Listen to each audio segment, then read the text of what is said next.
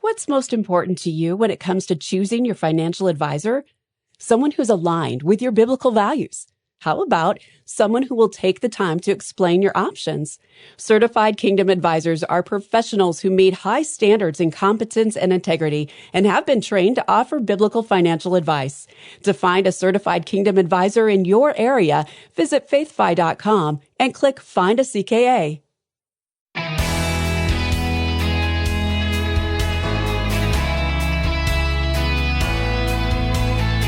The definition of synergy is two things put together, having an effect greater than the sum of the parts. Hi, I'm Rob West.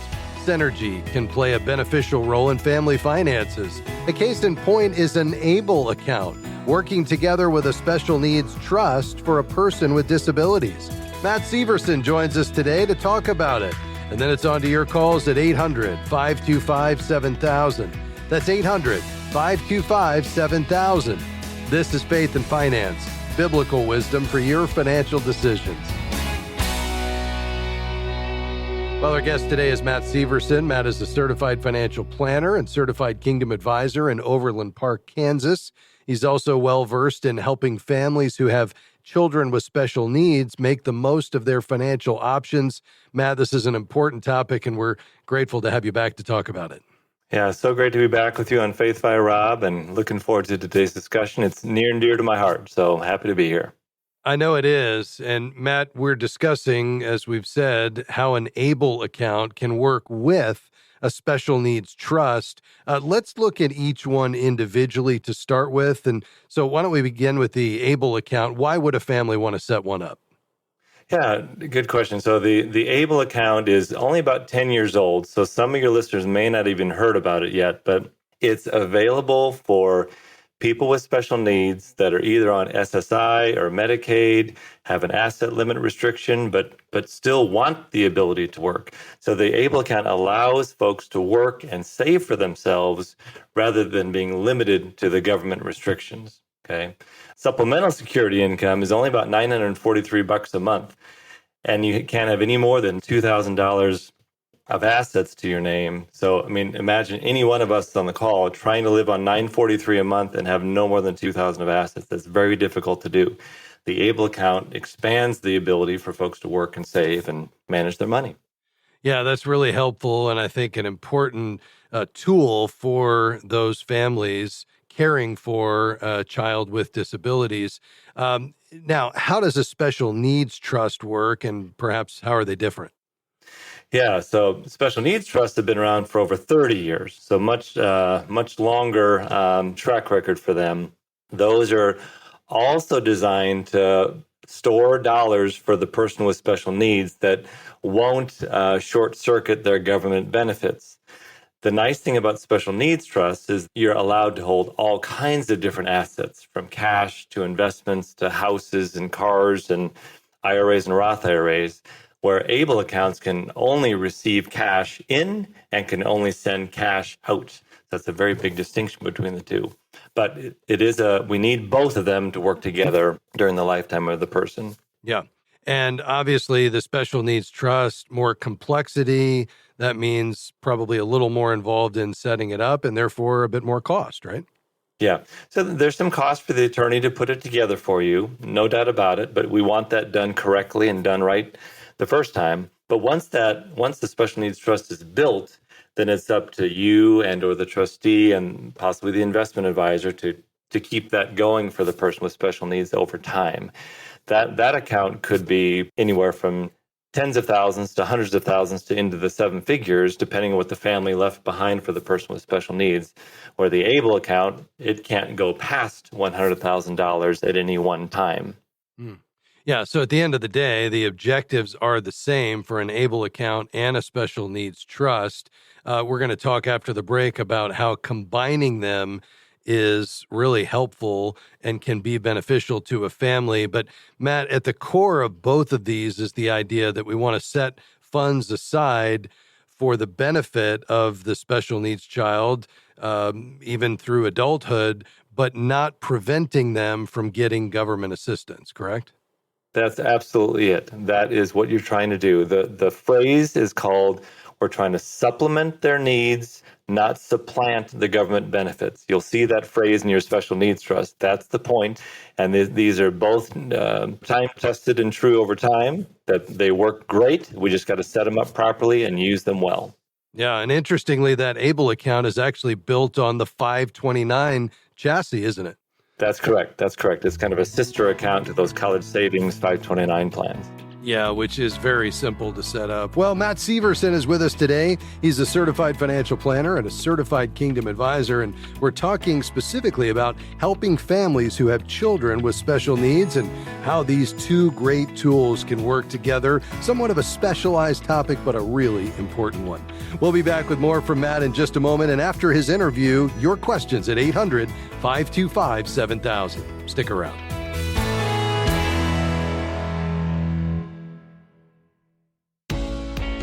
What's most important to you when it comes to choosing your financial advisor? Someone who's aligned with your biblical values? How about someone who will take the time to explain your options?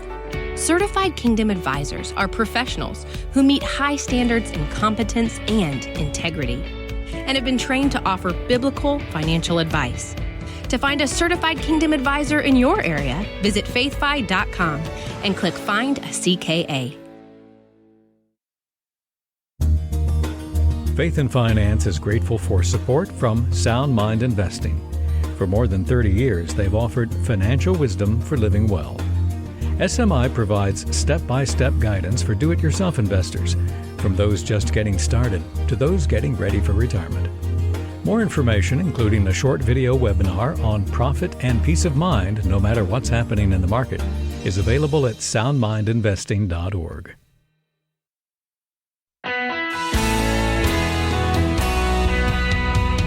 Delighted to have you with us today on Faith and Finance. With me today, my good friend Matt Syverson. Matt is a certified financial planner and a certified Kingdom advisor in Overland Park, Kansas. He's also well-versed in helping families who have children with special needs. And today we're talking about two powerful tools that you can use to save for a child with special needs, both as an adolescent child as well as an adult, but not preventing them from receiving government assistance. We've mentioned before the break, Matt, an ABLE account, which is kind of newer on the scene, as well as a special needs trust. In a moment, we're going to talk about how these two things can work together in a complementary way. But let's unpack the features of each of them first, starting with that ABLE account. Yeah, so some key features of the ABLE account go like this. First of all, you need to declare a permanent disability prior to the age of 26. Okay. So it could be blindness. I have a daughter with Down syndrome. It could be autism. There's a myriad of different disabilities that a child can either be born with or develop. One quick point is in January 1st of 2026, the age of onset is up to 46. So I know that's a lot of numbers flying around, but right now it's 26. In about a year, it's going to go to the age of 46. So it's going to make it available for many more people. Yeah. Okay. The point of the ABLE, remember, it stands for Achieving a Better Life Experience. That's the acronym. Yes. Is for those that are able to work, but they've had these asset restrictions and can't squirrel away dollars. Now the ABLE gives them that outlet to be able to do that. So they can make contributions up to the amount that they're earning that year, along with others can contribute to it as well on their behalf. Some states allow for a state tax deduction similar to that college savings 529 plan. It's going to be a very similar deduction amount.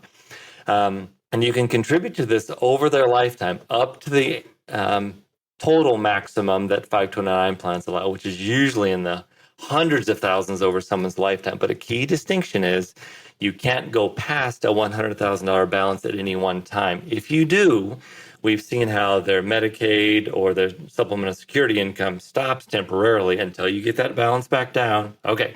And then they let you keep going again. So it's not a permanent disconnection. It's just a temporary. Get that balance back under 100, then keep going. Okay. These ABLE accounts can pay for virtually anything for the person with disabilities, both as a minor as well as an adult. Importantly, it can cover food and rent, which in a moment we'll talk about. Special needs trusts are not supposed to cover that. There's some consequences to that. We talk about avoiding the vices with the ABLE. You shouldn't pay for cigarettes and alcohol and gambling tickets, things like that. So don't do that. But all the other things that improve the person's life, go for it. Okay. But there's one last word of caution with the ABLE accounts based on your state. Is there's something called a Medicaid clawback provision. So let's pretend your family member with disabilities has been under Medicaid for years and years and years, and then they pass away. There's potentially a bill yet to pay back to Medicaid if something happens to you. If there's a balance in the ABLE account and your state doesn't have a no clawback provision, it's possible that they're going to come asking for the balance to shore up that bill before the rest is released to the family. Okay. Now, in the state of Kansas, our legislature has specifically not allowed the Medicaid clawback. So that's helped folks in Kansas settle down a little bit. Well, I don't want to put all this money in here, and then if it's just going to go back to Medicaid. Sure. It's okay. There's our state and others have taken care of that. Okay. So just a word of caution about that to be aware of in your state. Yeah, that's helpful. All right. I know there's a fewer features with regard to the Special Needs Trust, but anything we need to know about? Yeah, so the Special Needs Trust is more open architecture in terms of you can hold any types of assets in there. Someone else is probably setting it up for the person with disabilities. That's called a third-party settled trust. There's attorneys involved. There's trustees involved. There's investment advisors involved. There could be separate tax returns involved. But the good news about them is you can hold just about anything you can think of within them, just like any other trust that we have here in the United States. And you can specifically designate who gets these resources when the person with disabilities passes away. So my wife and I, we have 4 children. Well, one of them has Down syndrome. The other 3 are typically developing children. So when we pass away, X amount is going into Lily's Special Needs Trust. Yes. Once she passes away, then it's clearly going to the next 3 children equally, in equal distribution. Well, where the ABLE account, you can't really say who it goes to next until Medicaid has had their shot at it before it gets to the family. So the Special Needs Trust is much more protective to your family's estate plan on the back end of all this when the person passes away. Yeah, that's really helpful. Well, I think we're beginning to get a picture as we hear about some of the features of each of how they're going to be really powerful together. So let's go there next. How can combining them work to a family's benefit? So the ABLE account is perfect for those day-to-day expenses, and especially if someone's able to work and squirrel away dollars and save for the future, especially if they're bumping into a $2,000 asset limit, that's a great place to put the dollars. Yeah. And then they'll get a debit card, and so they can literally go to the store, either by themselves or with their guardian or their helpers, and use the debit card at the store very simply. Whereas the Special Needs Trust is more complicated. Someone's got to make sure there's cash available to spend from the trust. There's more moving parts with the Special Needs Trust that make it harder to deal with on a day-to-day basis, but certainly there for the person. The other thing to keep in mind is only cash can come in and out of the ABLE, where you can literally transfer stock, you can transfer cars, houses, rental properties into Special Needs Trust. So it just makes it more flexible for what the family's resources are designed to do. But here's an important distinction on when to use the Special Needs Trust for the ABLE. Right. If someone's on Supplemental Security Income, the $943 a month, and SSI finds out that the Special Needs Trust is paying for rent and food, which is an acceptable thing for the Special Needs Trust to pay for, they'll actually say, oh, you don't need this much SSI, so we're actually going to reduce your monthly payment because you have this nice big Special Needs Trust over here. Okay, yes. So this is a perfect place for the ABLE account to step in, handle rent, pay for food. Whether you're going to the convenience store or the grocery store, that can easily handle the food needs of the person with special needs, where the Special Needs Trust probably shouldn't do that. The other concept is, because now with the ABLE, we can work and save money from our earnings, even though as you make more and more income, if they're capable, your supplemental security income will decrease appropriately because now you're working, so that's okay. Yes. But now we have a place to put those earnings up to about the mid 20,000s per year, depending on your earning potential. So just a great outlet for people to operate more typically like others that are trying to work and save for the future. This gives them the ability to do that, where the Special Needs Trust has the place to park the dollars and use the dollars, but not nearly as interactive in their day-to-day working life. Yeah, very good. So it's really critical to bring some planning to the table so you can look at this in light of your overall financial picture. And that's where an advisor can help alongside an attorney. Well, Matt, we've covered a lot of ground today. So thankful for your time. We appreciate you stopping by. Yep, you're very welcome, Rob. Great to be here, and hope that everybody can achieve a better life experience with what we've talked about today. Amen. That's Matt Syverson, certified financial planner and certified Kingdom advisor at Sound Stewardship, an independent financial planning firm in Overland Park, Kansas. You can learn more at soundstewardship.com. That's soundstewardship.com. All right, your calls are next. The number 800-525-7000. That's 800-525-7000. And by the way, you can call that number 24/7. You can also email us with your financial questions at askrob@faithfi.com. All right, we'll be right back, so don't go anywhere.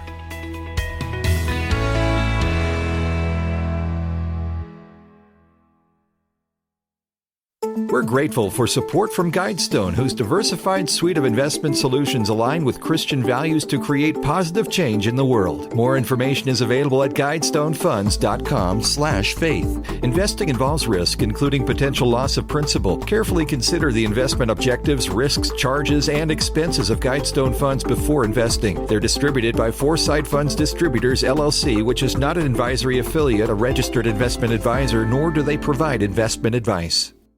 Paying too much for health insurance? Frustrated by high deductibles and increasing premiums? There's a better way. Christian Healthcare Ministries. CHM is a Christian community delivering a faith-based solution to the high costs of healthcare. Take control over your healthcare costs with a program from CHM that could save you up to 40%. Learn more and enroll today at chministries.org/faithfi. That's chministries.org/faithfi.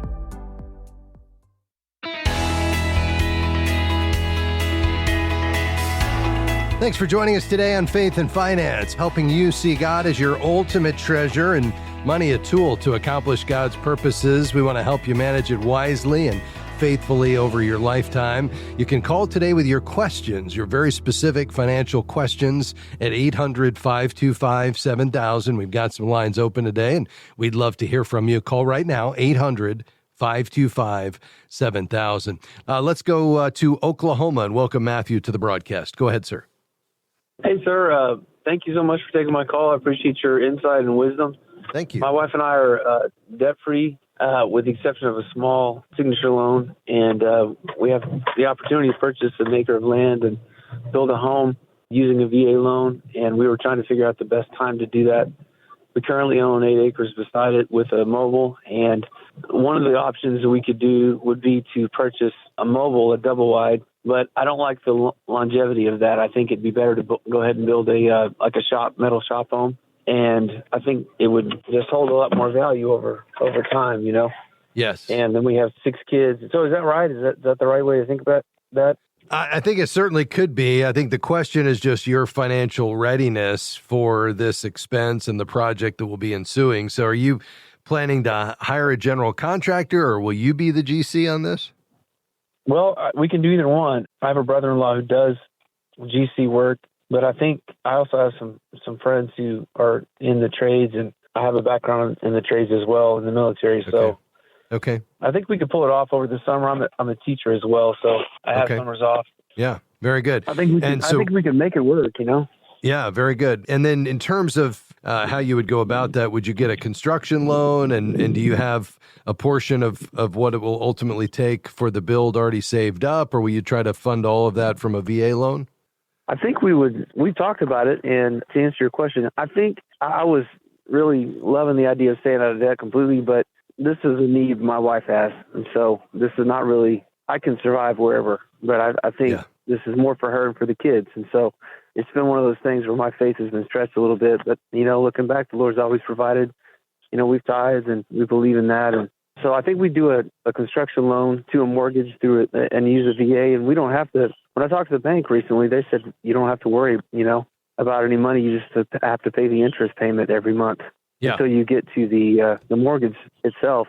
Yes. Yeah, I think that's exactly right. I mean, to the first part of that, I think, yeah, you as one flesh, as a married couple, need to come together and just kind of think through that and think through your values. I heard you say she has a priority on, having a home, and there's some security that comes with that. And I certainly understand that. You're saying you want to be out of debt as quickly as possible. And I think we need to kind of pray through how these two things come together. How do we kind of build on our value of having a homestead, a place that, for your family as the kids grow, that can be a part of your family story and that you can serve and bless others and provide for them, and also kind of lean into this desire that you have to be debt-free to the extent you can. And I think those things don't have to be mutually exclusive. It's going to involve you finding the right home to build and the right amount to borrow, and then keeping your lifestyle at a minimum so you can pay that down as quick as you can. The VA does offer construction loans, and so they can be a good option. You don't need to buy the land, but to build the home and then, pay it off all in one.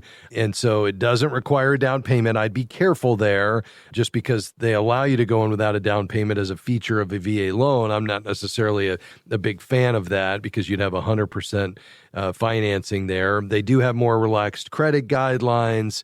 There can be some exemptions to that VA funding fee. You may want to look into that. And then it would obviously convert to, a permanent loan once you're done. And, that saves in some of the closing costs when you do that. So I think that could be a great option for you guys. I would just think through, what is that actual mortgage payment going to be when we're done, based on the amount we're having to borrow, and try to really dial into not just a best guess on what it's going to cost, but really take the time, especially if you're not using a general contractor who's going to give you, a guaranteed bid. You just want to make sure that you're not being too conservative, or I guess too aggressive in thinking that you can do it, inexpensively, and find out you're going to have cost overruns that end up, with a much bigger mortgage than you intended, that is now going to put a strain on the family budget. Does that make sense? Yes, sir. Yes, sir. That was one of the reasons why we consider the mobile, but I just don't like the mobile over a regular home. Over time, because I think the value, decreases. And so. Yeah, I would tend to agree with you on that. I think the key here is just do a detailed bid, whether it's for yourself with your brother-in-law or hiring a contractor, and make sure you get everything in there so you know what is the full cost of everything that's going to take to get to the finish line, and then, work that against your budget and make sure that you're not getting too, stretched too thin. A good guideline for that ultimate mortgage payment, once you convert it to permanent, would be no more than 25, at the most 30% of your take-home pay, and that'll make sure that you have enough left for everything else. But I think you're on the right track here, Matthew, and this is not for the faint of heart, new construction. However, I'm thrilled to hear you've got some experience yourself and in your family with pulling this off in a way that will ultimately be a blessing to you and your wife and your kids. So thanks for being on the program, sir. We appreciate you connecting with us today. 800-525-7000 is the number to call. That's 800-525-7000. We do have some lines open today. By the way, when it comes to the housing market, we know that it's certainly been a challenging environment, to say the least. I was just looking at some data over the weekend about the housing market, and you may not realize this, but housing prices have increased by 42.4% since January of 2020. And median incomes have only risen by 23%. So we've got essentially housing prices 2 times that of the increases that we've seen in incomes, which just the net result of that is it's putting pressure and stress on the average family. I think the latest data I'm seeing is that a household needs to earn somewhere around $105,000 to $120,000 a year to comfortably afford a house, which is dramatically up since pre-COVID. Now, some of the things that have led to these, really high year-over-year increases in the housing market are working through the system. We're seeing a bit more in the way of new construction, which had slowed, and that's why we were experiencing some of this with a lack of inventory. We have more inventory now. Obviously, lower interest rates will help. but that's just going to slow the rate of increase, not necessarily see any kind of decline. So make sure you go into it well prepared and don't buy a house you can't afford. Folks, I'm so thankful for you and the opportunity to be able to come alongside you each day and hopefully be an encouragement to you, point you back to God's Word, and really point you toward God as your ultimate treasure. You know, the opportunity we have to manage God's money is a big deal. We'll ultimately give an account for it someday, and so we want to help you live as that wise and faithful steward.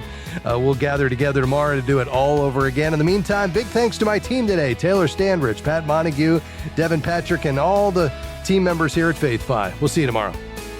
Faith and Finance is provided by FaithFi and listeners like you.